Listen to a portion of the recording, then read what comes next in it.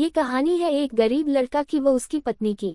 लड़का जो एक सेठ के यहाँ नौकरी करता था, बहुत कम पैसे कमाता था लेकिन बहुत ही खुश था।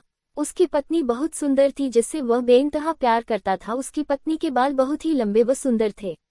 वास्तव में वह अपनी पत्नी के बालों को बहुत पसंद करता था। एक दिन पत्नी के बालों में लगाने वाला हेयर क्लिप टूट गया। पति काम से घर आया। पत्नी ने कहा कि मेरे बालों का हेयर क्लिप टूट गया है, उसके बिना मैं अपने बालों को नहीं संभाल सकती।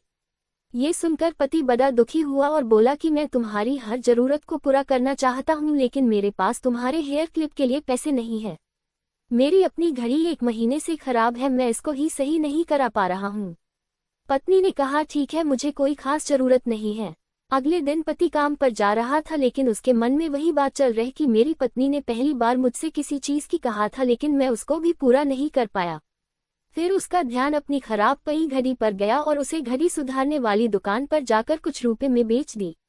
घड़ी खराब थी इसलिए कुछ ज्यादा रुपए की नहीं गई लेकिन जितने रुपए का क्लिप आता उतने रुपए मिल गए थे। वह क्लिप की दुकान पर गया और जैसा उसकी पत्नी का क्लिप था वैसा ही लेकर आ गया। पति बहुत खुश था कि आज अपनी पत्नी को जाकर देने वाला हूँ। पति घर पहुंचा तो देखा कि उसकी पत्नी के जो लंबे सुंदर बाल थे वो बिल्कुल छोटे करवा लिए हैं। पति ने ये सब देखकर पत्नी से कहा कि ये इतने छोटे बाल क्यों करा लिए, मैं तुम्हारे लिए नया क्लिप लेकर आया हूँ।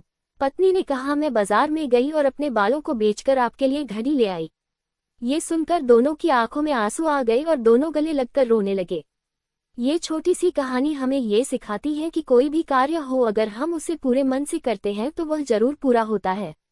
हम जब भी किसी कार्य को अपने पूरे मन से नहीं करते हैं तो वो ठीक से नहीं हो पाता है।